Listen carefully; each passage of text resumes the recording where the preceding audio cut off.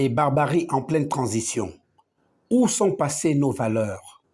En pleine transition, alors que le Gabon aspire à restaurer ses institutions et à redonner honneur et dignité à son peuple, une scène effroyable vient jeter une ombre sur cet espoir.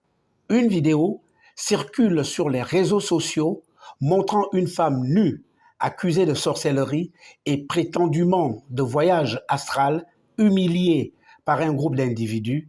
Cette femme, manifestement en détresse mentale, parle de manière incohérente, révélant un trouble évident. Pourtant, au lieu de lui venir en aide, ses bourreaux l'ont réduit à une scène de barbarie indigne de notre humanité. Autrefois, la nudité d'une femme était sacrée. La solidarité féminine dictait qu'en voyant une sœur exposée, les femmes se précipitaient pour la couvrir, lui rendre son honneur et la protéger des regards. Aujourd'hui, cette solidarité semble avoir disparu. Pire encore, certaines femmes participent même à ces humiliations, alimentant les moqueries et le mépris. Où sont les autorités? Face à cette scène, on s'interroge sur l'absence flagrante des autorités compétentes. Le service des mœurs de la police nationale, censé lutter contre ce genre d'actes dégradants, reste silencieux.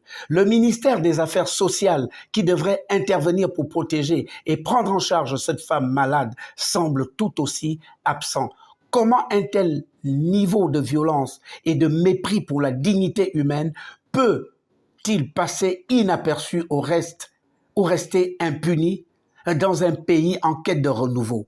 Justice pour restaurer l'honneur. Ceux qui ont participé à cette scène barbare, y compris ceux qui ont diffusé cette vidéo honteuse, doivent être traduits devant la justice. Une transition politique n'a de sens que si elle s'accompagne d'un profond respect des droits humains et d'une lutte acharnée contre la barbarie. Laisser passer un tel acte sans réaction, c'est ouvrir la voie à l'impunité et trahir les idéaux de restauration et de dignité que le peuple gabonais attend.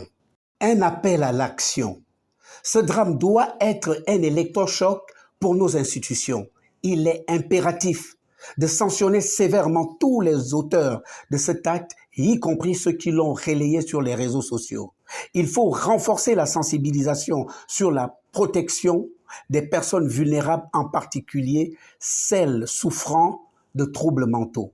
Il faut mobiliser les affaires sociales pour intervenir rapidement dans de telles situations et garantir la protection des citoyens marginalisés.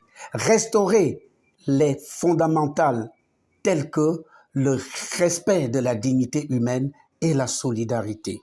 Ce triste épisode est un rappel douloureux des défis qu'il reste à relever.